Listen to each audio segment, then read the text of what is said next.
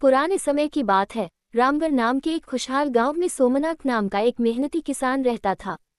सोमनाथ के पास जमीन का एक छोटा सा टुकड़ा था, लेकिन उसकी मेहनत और मिट्टी के प्रति उसके प्रेम का कोई अंत नहीं था।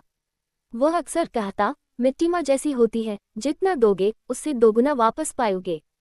परिवर्तन की शुरुआत। एक साल गांव में बहुत कम बारिश हुई।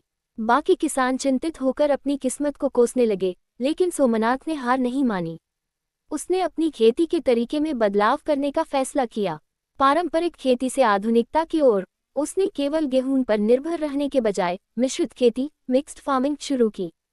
जल संरक्षण। उसने अपने खेत के एक कोने में छोटा सा तालाब खुदवाया ताकि बारिश का पानी जमा किया जा सके। जैविक खाद। उसने रासायनिक खाद के बजाय गोबर और नीम से बनी खाद का उपयोग करना शुरू किया। चुनौतियां और सफलता। शुरुआत में गांव वालों ने सोमनाथ का मजाक उड़ाया। लोग कहते, मिट्टी में गड्ढे खोदने से फसल नहीं उगती, सोमनाथ पागल हो गया है। लेकिन जब फसल कटने का समय आया तो नज़ारा कुछ और ही था। जहां बाकी किसानों के खेत सूखे और बेजान थे, वहीं सोमनाथ का खेत फलों, सब्जियों और अनाज से लहलहा रहा था।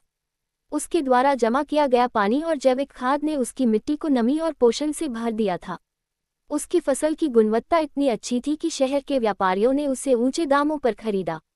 एक नई दिशा। सोमनाथ की सफलता ने पूरे गांव की सोच बदल दी। उसने न केवल खुद तरक्की की, बल्कि गांव के अन्य युवाओं को भी खेती के नए तरीकों के बारे में सिखाना शुरू किया। उसने गांव में एक छोटा सा किसान समूह बनाया जहां सब मिलकर खाद और बीज खरीदते और अपनी उपज सीधे